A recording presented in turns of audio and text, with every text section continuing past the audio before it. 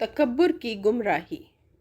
کائنات کی ہر چیز اللہ رب العالمین کی فرما بردار ہے۔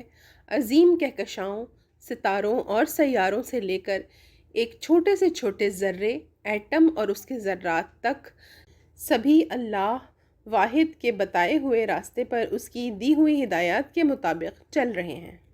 يدبر الأمر من السماء إلى الأرض. وہ آسمان سے لے کر زمین تک ہر امر کی تدبیر کرتا ہے۔ انسان کے بدن کا ذرہ ذرہ، ہر خلیہ اور ہر ایٹم بھی براہ راست اسی رب کریم کی ہدایات کے مطابق کام کر رہا ہے۔ اللہ تعالیٰ نے انسان کو دیکھنے، سننے، سوچنے اور سمجھنے کی صلاحیت دی ہے تاکہ وہ اس بات کو سمجھے اور برضا و رغبت خود کو اسی فرما برداری والے راستے صراط مستقیم پر ڈال دے جس کی نشاندہی کائنات کی ہر چیز کر رہی ہے۔ اللہ تعالیٰ کا ارشاد ہے، أفغير دين الله يبغون وله أسلم من في السماوات والأرض طوعا وكرها وإليه يرجعون. کیا یہ اللہ کے دین کے سوا کسی اور دین کے طالب ہیں؟ حالانکہ جو آسمان و زمین میں ہیں، طوعاً و کرہن، سب اسی کے فرما بردار ہیں اور سب اسی کی طرف لوٹائے جائیں گے۔ اس بنیادی حقیقت کی یاد دہانی کے لیے اللہ تعالیٰ نے انبیاء کا سلسلہ قائم فرمایا اور کتابیں نازل فرمائیں، لیکن یہ باتیں انہی کے سمجھ میں آتی ہیں جو تکبر نہیں کرتے۔ قرآن کریم میں ارشاد ہے، إنما يؤمن بآياتنا الذين إذا ذكروا بها خروا سجدا وسبحوا بحمد ربهم وهم لا يستكبرون. بس ہماری آیتوں پر تو وہ لوگ ایمان لاتے ہیں کہ جب ان کو وہ آیتیں یاد دلائی جاتی ہیں تو وہ سجدہ میں گر پڑتے ہیں اور اپنے رب کی تسبیح و تحمید کرنے لگتے ہیں، اور وہ لوگ تکبر نہیں کرتے۔ تکبر کیا ہے، اس کی وضاحت مسلم شریف کی ایک حدیث سے بخوبی ہوتی ہے۔ حضرت عبداللہ بن مسعود رضی اللہ عنہ سے روایت ہے کہ رسول اللہ صلی اللہ علیہ وسلم نے فرمایا، وہ شخص جس کے دل میں ذرہ برابر تکبر ہوگا جنت میں نہیں جا سکے گا۔ اس پر ایک شخص نے پوچھا، آدمی چاہتا ہے اس کے کپڑے اور جوتے اچھے ہوں۔ آپ صلی اللہ علیہ وسلم نے فرمایا، یہ تکبر نہیں ہے، اللہ صاحب جمال و کمال ہے اور جمال و کمال کو پسند کرتا ہے، بلکہ تکبر کے معنی ہے اللہ کے حق کو ادا نہ کرنا، اس کے حکم سے سرتابی کرنا اور خدا کے بندوں کو حقیر جاننا۔ آخرت سے غفلت تکبر پیدا ہونے کی ایک خاص وجہ ہے۔ اگر انسان اپنے آغاز و انجام پر نظر ڈالتا رہے تو تکبر میں مبتلا نہ ہو۔ ہر انسان ایک ناچیز سے وجود میں آتا ہے اور چند سال دنیا میں رہ کر موت سے ہمکنار ہو جاتا ہے، اور کوئی بھی اپنی مدت عمر میں ایک لمحے کا اضافہ نہیں کر سکتا۔ موت کے وقت وہ کتنا بھی چاہے لیکن ایک سانس بھی اسے زیادہ نہیں ملتا۔ اگر ہمارے جسم کا ایک خلیہ بے قاعدگی سے بڑھنا شروع کر دے تو اس پر ہمارا کوئی زور نہیں چلتا اور ہم کینسر جیسے مرض میں گرفتار ہو جاتے ہیں۔ اس طرح کی بے شمار مثالیں ہیں جن سے ظاہر ہوتا ہے کہ زمین و آسمان کی ساری چیزوں کو اللہ تعالیٰ ہی نے ہمارے لیے مسخر کر رکھا ہے، اور اس حی و قیوم نے ہی ساری کائنات اور اس کے ایک ایک ذرے کو سنبھال رکھا ہے۔ وسخر لكم ما في السماوات وما في الأرض جميعا منه إن في ذلك لآيات لقوم يتفكرون. اللہ نے تمہارے لیے سازگار بنایا ہے زمین و آسمان کی ساری چیزوں کو اپنی طرف سے، بے شک اس کے اندر نشانیاں ہیں ان لوگوں کے لیے جو غور کرتے ہیں۔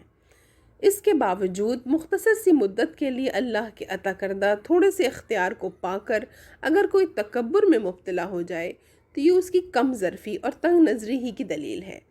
اس وسیع کائنات میں انسان کی بے بسی تو ایک ظاہر سی چیز ہے، لیکن بہت سے لوگوں کو اتنی واضح حقیقت بھی نظر نہیں آتی۔ ایسے لوگ اپنے اوپر اللہ رب العالمین کے حق کو پہچان سکتے ہیں، نہ آخرت اور اس میں اپنے انجام پر سوچ سکتے ہیں۔ اس کی وضاحت قرآن کی بہت سی آیات میں آئی ہے۔ ایک جگہ ارشاد ہے، إلهكم إله واحد فالذین لا یؤمنون بالآخرة قلوبهم منکرة وهم مستکبرون۔ تمہارا معبود برحق ایک ہی معبود ہے، تو جو لوگ آخرت کو نہیں مانتے ان کے دل منکر ہو رہے ہیں اور وہ تکبر کرتے ہیں۔ تکبر کو ایک شیطانی مرض بھی کہا جا سکتا ہے۔ قرآن سے معلوم ہوتا ہے کہ ابلیس ہی سب سے پہلے اس مرض میں گرفتار ہوا، لیکن انسانوں میں بھی اس کے مریض کم نہیں۔ یہ لوگ اللہ کو مانتے ہوئے بھی اس کی عطا کردہ فضیلت کو اپنا ذاتی کمال سمجھنے لگتے ہیں اور احساس بندگی کے بجائے احساس برتری میں کچھ ایسا غرق ہوتے ہیں کہ جانتے بوجھتے اللہ کی نافرمانی میں مبتلا ہو جاتے ہیں۔ انبیاء کے جو حالات قرآن کریم میں بیان ہوئے ہیں ان سے معلوم ہوتا ہے کہ یہی متکبرین ان کی مخالفت میں سب سے آگے تھے۔ حضرت آدم علیہ السلام کے معاملے میں ابلیس تکبر ہی میں مبتلا ہو کر ان کی مخالفت پر کمر بستہ ہو گیا اور اپنے خالق و مالک کا حکم ماننے سے جانتے بوجھتے انکار کیا۔ یہی حال اس طرح کے تمام متکبرین کا نظر آتا ہے کہ وہ حق کی مخالفت جانتے بوجھتے کرتے ہیں۔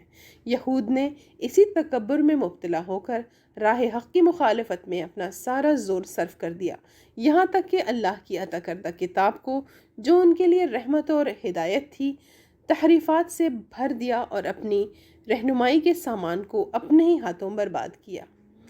انہیں راہ راست پر لانے کے لیے جب اللہ تعالیٰ نے دوسرے رسول بھیجے تو ان کو اللہ کا رسول جاننے کے باوجود اپنا ہادی اور رہبر نہیں بنا سکے اور کئی بار ان کے قتل کے درپے ہو گئے۔ ان کی اس کیفیت کو قرآن نے بہت سی جگہوں پر بیان کیا ہے۔ ایک جگہ ارشاد ہے، أَفَكُلَّمَا جَاءَكُمْ رَسُولٌ بِمَا لَا تَهْوَىٰ أَنفُسُكُمُ اسْتَكْبَرْتُمْ فَفَرِيقًا كَذَّبْتُمْ وَفَرِيقًا تَقْتُلُونَ۔ جب بھی کوئی رسول تمہاری خواہشات نفس کے خلاف کوئی چیز لے کر تمہارے پاس آیا تو تم نے تکبر کیا، کسی کو جھٹلایا اور کسی کو قتل کر ڈالا۔ ایک دوسری جگہ اسی ذہنیت کو یوں بیان کیا گیا ہے، وَقَوْلِهِمْ إِنَّا قَتَلْنَا الْمَسِيحَ عِيسَى ابْنَ مَرْيَمَ رَسُولَ اللَّهِ۔ اور انہوں نے کہا کہ ہم نے مسیح عیسیٰ ابن مریم رسول اللہ کو قتل کر دیا ہے۔ تکبر میں مبتلا لوگوں کی اسی حالت کی وجہ سے انہیں راہ ہدایت نصیب نہیں ہوتی۔ اللہ تعالیٰ کا ارشاد ہے، سأصرف عن آياتي الذين يتكبرون في الأرض بغير الحق وإن يروا كل آية لا يؤمنوا بها وإن يروا سبيل الرشد لا يتخذوه سبيلا وإن يروا سبيل الغي يتخذوه سبيلا ذلك بأنهم كذبوا بآياتنا وكانوا عنها غافلين۔ میں اپنی نشانیوں سے ان لوگوں کی نگاہیں پھیر دوں گا جو بغیر کسی حق کے زمین میں بڑے بنتے ہیں۔ وہ خواہ کوئی نشانی دیکھ لیں کبھی اس پر ایمان نہ لائیں گے۔ اگر سیدھا راستہ ان کے سامنے آئے تو اسے اختیار نہ کریں گے اور اگر ٹیڑھا راستہ نظر آئے تو اس پر چل پڑیں گے۔ یہ اس لیے کہ انہوں نے ہماری نشانیوں کو جھٹلایا اور ان سے بے پرواہی کرتے رہے۔ اس آیت میں متکبرین پر جو عتاب ہے وہ ظاہر ہے۔